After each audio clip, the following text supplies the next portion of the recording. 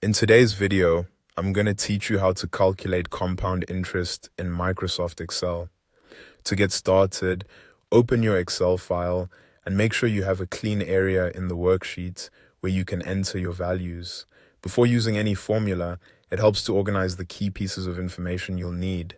You'll want to enter your principal, amount, your interest rate, the number of years, and how many times the interest compounds per year.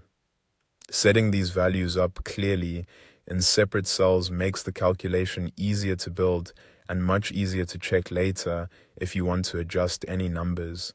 Once your values are in place, the next step is to choose an empty cell where you want the final result to appear.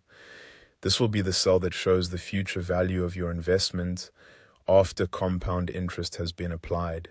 Click into that empty cell and then type the compound interest formula using the cells that contain your values. The formula you'll enter follows this structure. Start with an equals sign, then select the cell containing your principal.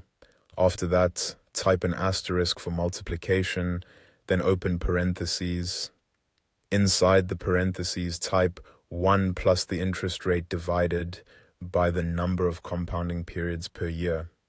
Then close that set of parentheses. Next, add the caret symbol, which Excel uses for exponents. After that, open another set of parentheses and multiply the number of years by the number of compounding periods per year. Then close the parentheses and press enter. If everything has been entered correctly, Excel will instantly calculate the compounded amount for you.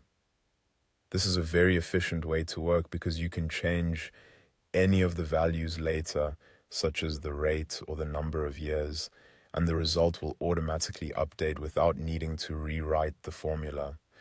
One helpful tip while entering the formula is to click the cells instead of typing their references manually.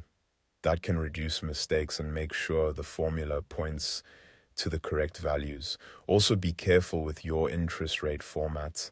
If your rate is meant to be 5%, it should be entered as 5% or 0.05, depending on how your spreadsheet is set up. And that's it. Once you've entered the formula and pressed enter, you've successfully calculated compound interest in Microsoft Excel.